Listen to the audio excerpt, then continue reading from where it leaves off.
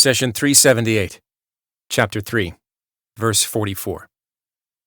ذلك من أنباء الغيب نوحيه إليك وما كنت لديهم إذ يلقون أقلامهم أيهم يكفل مريم وما كنت لديهم إذ يختصمون. This is an account of the unseen that we reveal to you. You were not present among them when they cast lots to see which of them should take charge of Mary, and you were not present with them when they argued. Chapter 3, Verse 44. The word account is translated from the Arabic origin anba, which is only used for important news. The unseen is what is absent from the senses, and it generally falls under one of two types. First are matters absent from your senses, but available to others like you, and second are matters absent from your senses and all those like you. An event may be concealed from you by time or space. For example, a war may have happened years in the past before your time, or it may break out years after you die. There may be wars happening right now in faraway places that you are not aware of. If an event has happened in the past before your time, you can pierce the veil of the unseen by listening to those who witnessed it, like your grandfather, or read about it in a history book.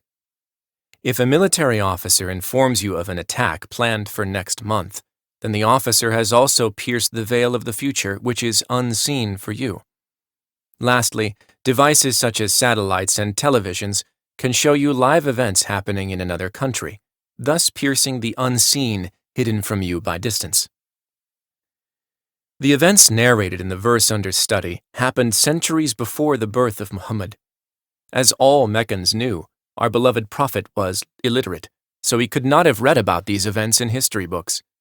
There were no televisions to replay such events for him to see. Moreover, Muhammad did not sit with a teacher or have any formal or informal education during his childhood. This leaves one channel of acquiring knowledge, which is a revelation from God. God says, "This is an account of the unseen that we reveal to you. You were not present among them when they cast lots to see which of them should take charge of Mary, and you were not present with them when they argued." Chapter 3, Verse 44. To reveal is to inform someone secretly or quietly.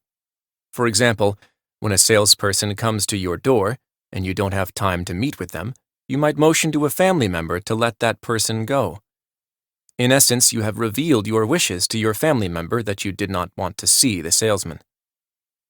There are many forms of revelation mentioned in the Quran. God has revealed to the angels, to people other than the prophets, such as the mother of Moses, and to many of his creation as stated in the following verse. Your Lord revealed to the bees, build dwellings in the mountains and the trees, and also in the structures which men erect. Chapter 16, Verse 68. Furthermore, the devils have revealed to each other and to human beings. God says, "In this way, we have appointed as enemies to every prophet devils from both mankind and from the jinn, who reveal to each other alluring words of delusion. If your Lord had willed, they would not have done it. So abandon them and all they fabricate." Chapter 6, Verse 112. However, when the word revelation is used, it usually takes the specific meaning of God revealing his message to his prophets. There are three forms that revelation may take, as mentioned in the following verse. It is not fitting for a man that God should speak to him except by inspiration, or from behind a veil, or by the sending of a messenger to reveal, with God's permission, what God wills, for he is most high, most wise. Chapter 42, Verse 51. Let's take them one by one. The first form of revelation is inspiration. When God inspires someone, he throws the idea into the person's heart, and the person would then act on it. However, as you know, many ideas pop into one's head. How do we know which one of them is true revelation? We answer that when true inspiration comes from God, the person finds him or herself completely content and at peace with that thought, even if such inspiration calls for an action that goes against the thoughtful mind.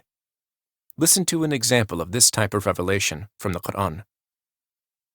We revealed to Moses' mother, "Suckle him, and then when you fear for him, cast him into the river. Do not fear or grieve. We will return him to you and make him one of the messengers." Chapter 28, verse 7. What woman in her right mind would throw her baby into a river when she fears most for its life? She would basically be throwing her son from grave danger into certain death. Yet Moses' mother felt entirely at peace with this action when God inspired her. The second form is revelation from behind a veil. Whether it was Judaism, Christianity, or Islam, every major religion had its message delivered partly by this method. For example, when the prophet was commanded to start the 5 daily prayers, God spoke to him from behind a veil, the same way he spoke to Moses before. Finally, the third form is revelation through a messenger sent from God. The Quran was exclusively revealed by sending a direct messenger, the angel Gabriel.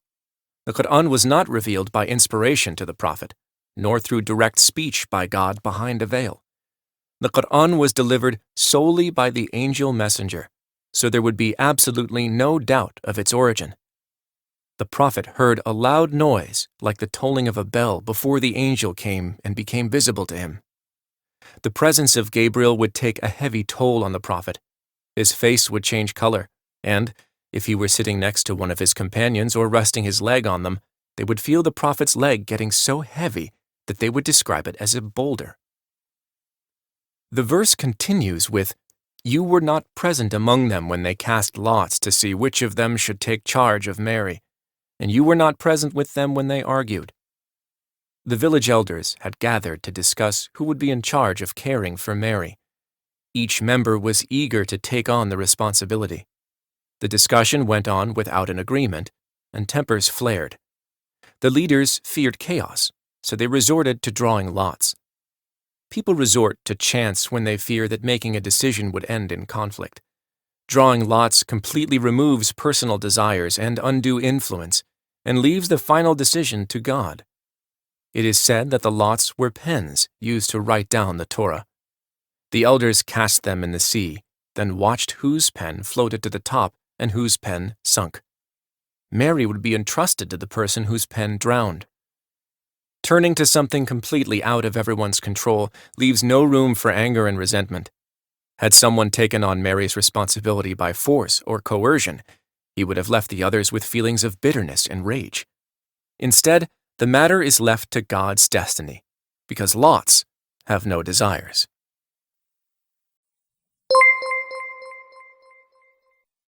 The Prophet, peace be upon him, said, "Convey my teachings to the people, even if it is only a single verse." Please take a moment to subscribe and to share with your family and friends. Visit us at www.qurangarden.com.